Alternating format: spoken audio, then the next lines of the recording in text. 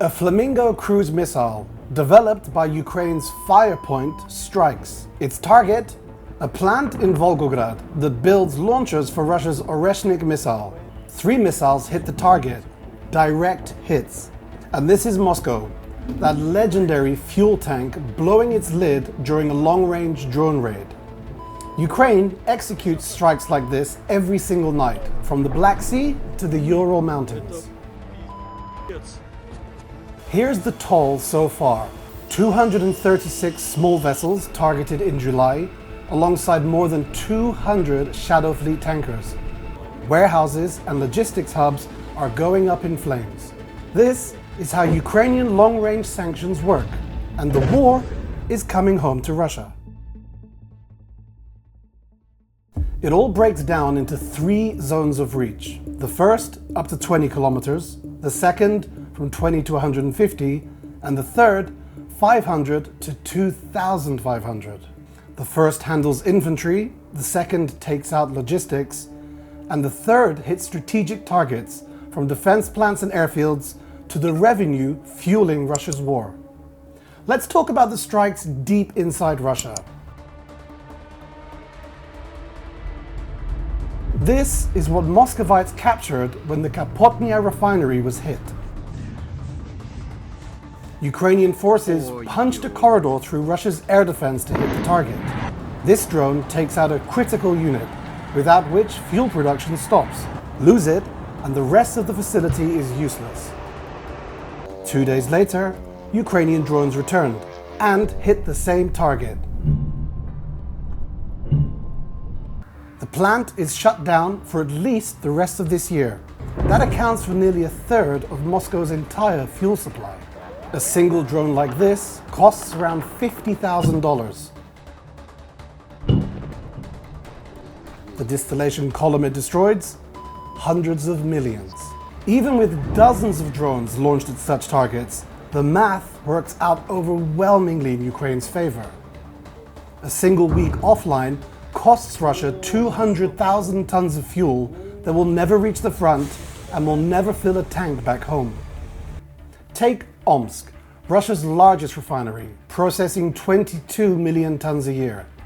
Ukrainian drones flew 3,000 kilometers to strike it, using modified Firepoint FP-1s.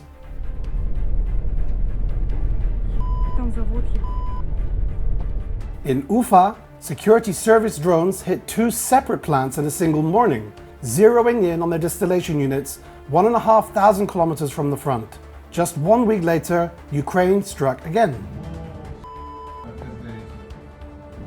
Офигеть.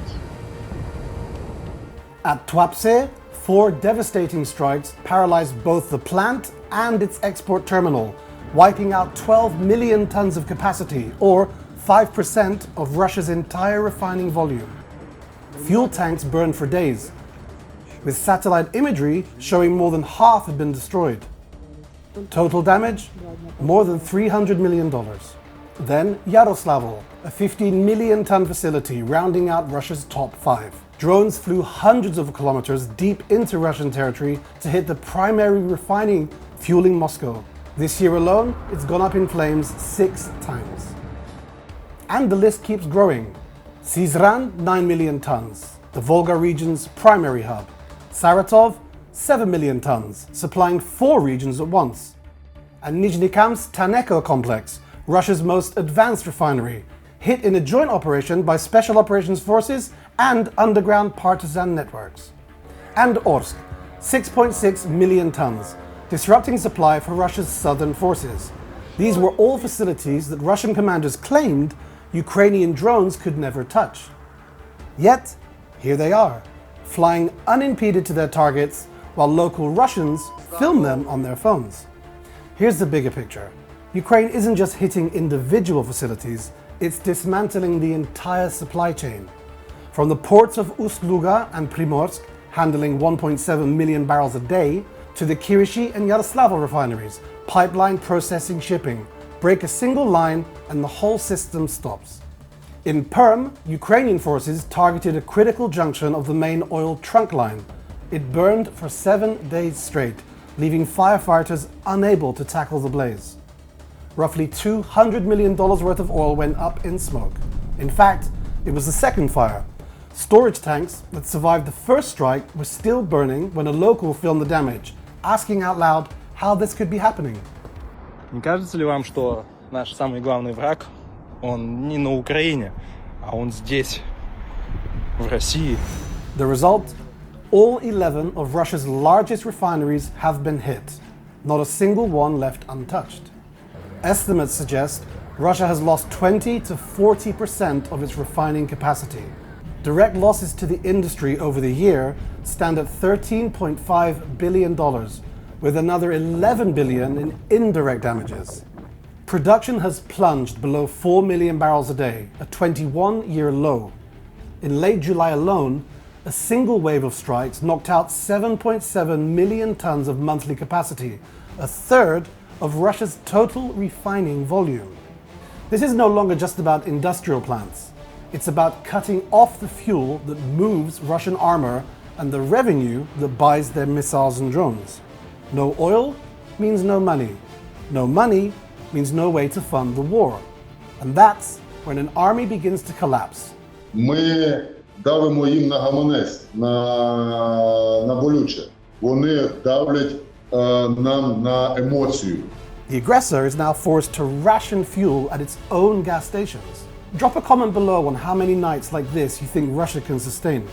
And stick around until the end to see the staggering math behind these strikes.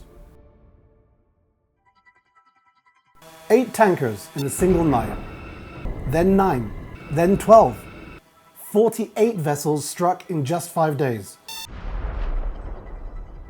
The tally isn't measured in weeks, it's measured in nights. That's 201 Shadow Fleet tankers hit in 3 weeks, 129 in the Sea of Azov and 72 in the Black Sea. Russia boasts one of the world's largest navies, while Ukraine has no conventional navy at all. Yet, Ukraine is the one setting the tempo, striking target after target, night after night. Take Novorossiysk, an oil depot right on the waterfront, hit with the same relentless logic: destroy the fuel. Or Kerch, a terminal less than a kilometer from the bridge that funneled gas and fuel into Crimea. Ports, depots, maritime logistics, all under constant fire. Yet the Crimean bridge itself remains standing. That isn't luck, and it isn't hesitation. It's a tactical decision. Why? Закриваючи зараз шляхи доступу, не шляхи виходу. Ми не чіпаємо Кримський міст, якщо ви не помітили. Нехай уїбуть через нього.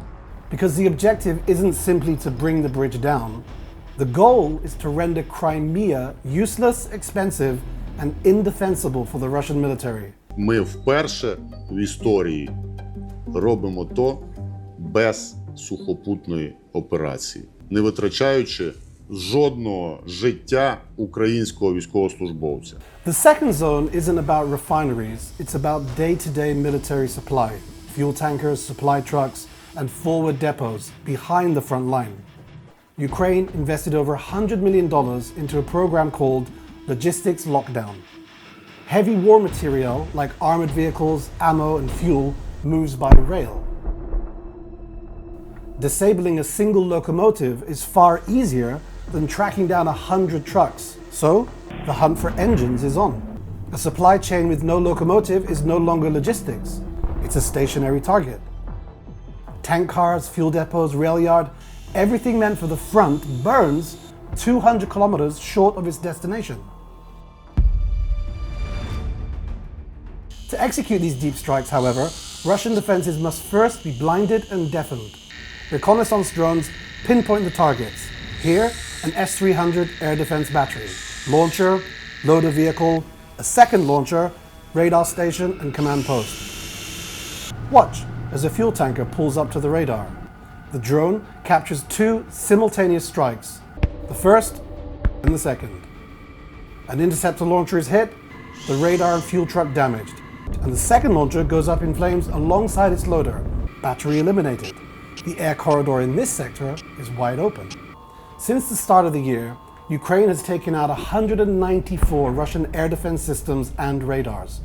Crimea is no longer a fortress, it's a highway for Ukrainian drones. Нами було знищено ЗРК, стаціонарне ЗРК, зняте з військового крейсера. When Russia is forced to deploy naval air defenses deep inland, 122 kilometers behind the line, that isn't strategy, that's patching holes. In a single month, 19 air defense systems, 50 ammo depots, and 25 drone sites destroyed. Then came the power hubs.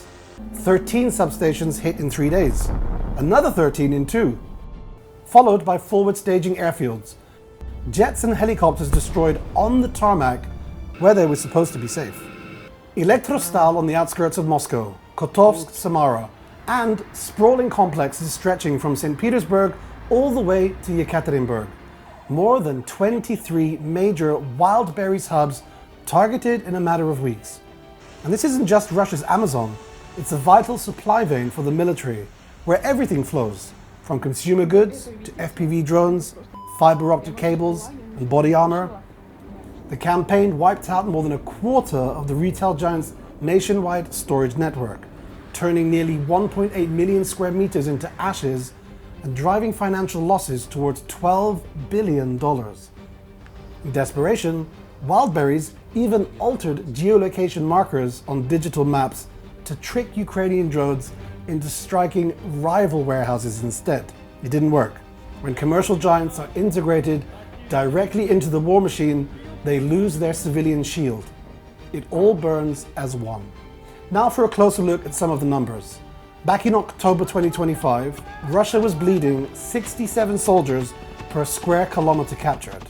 By July, Russia gained just a few dozen square kilometers, while losing nearly 43,000 men in that same month. Almost 1,000 casualties for every square kilometer. Their territorial gain collapsed tenfold while their losses surged. Every day, this war costs Russia exponentially more. Over 6 months, 697 deep strike targets and 7,000 middle zone targets hit, resulting in at least $6.1 billion in damage. The strikes are becoming faster, more precise, and far more punishing. Then, there's Firepoint's Flamingo missile. In early tests, with 23 launched, 6 broke through and 2 hit. Today, a single salvo of 5 missiles wiped out 6 major targets. But one missile doesn't win a war, and it isn't supposed to. Найбільшу шкоду Росії наносять наші маленькі дрони по 60 кг.